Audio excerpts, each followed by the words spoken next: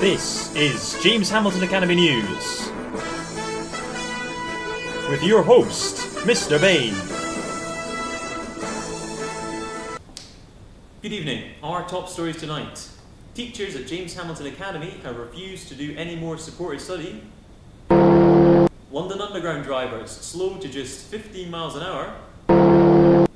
Scottish football in crisis as foreign referees fly in. And it's no joke as a lack of grit in Glasgow causes accident for one local man. More on that story later, but now we return to our top story. Teachers at James Hamilton Academy have refused to do any more supported study with pupils after school. For more on this, we go now to our roving reporter, Bernie Woodward, who's there with one of the teachers involved. Bernie? Thank you.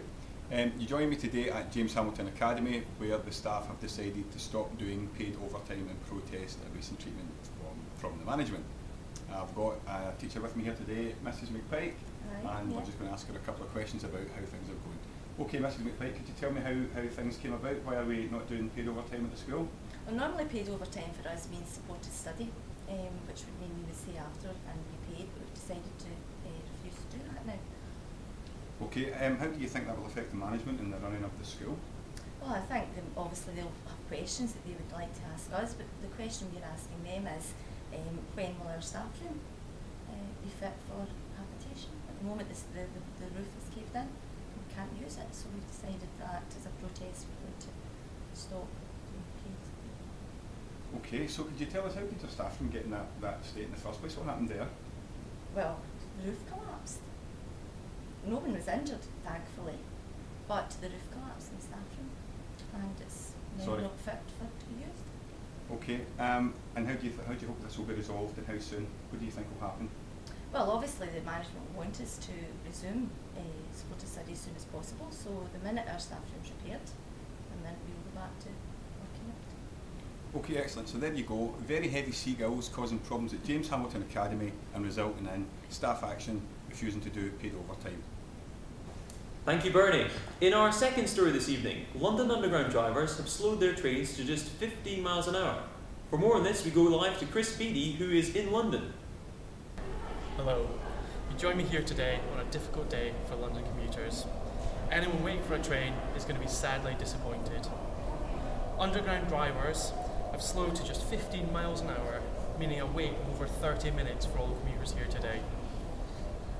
They have taken this action due to a breakdown in communication with their employers.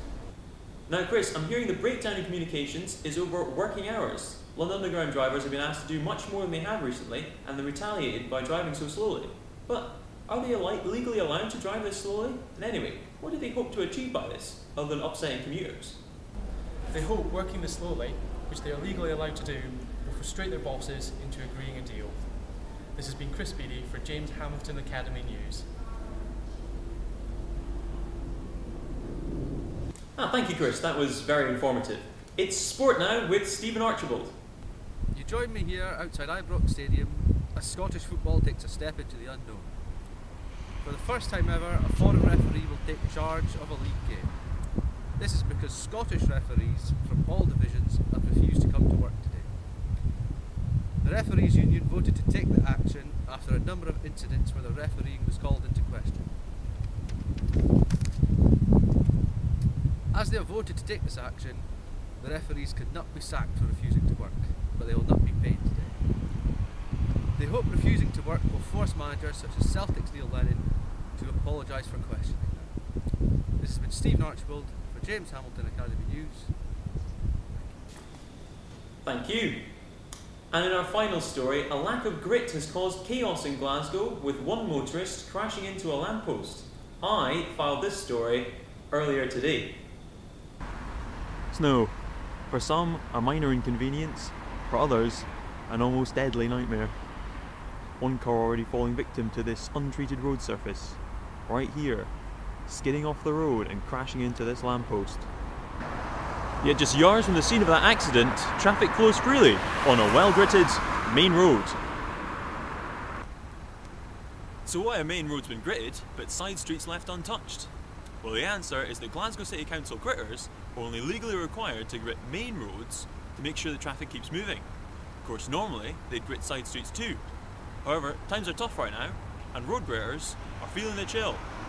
Despite the weather conditions, Glasgow City Council have decided to cut the pay of their graders. In response, the graders and their union have voted to do only what's in their contract and nothing else. With weather conditions expected to worsen over the next few days, this makes accidents like the one behind me all the more likely. This has been Mr. Bain for James Hamilton Academy News. Well, that's about all we've got time for here at James Hamilton Academy News. Will teachers ever go back to doing supported study? Will Scottish football ever be the same again? Have you managed to complete your homework correctly? Tune in next time to find out.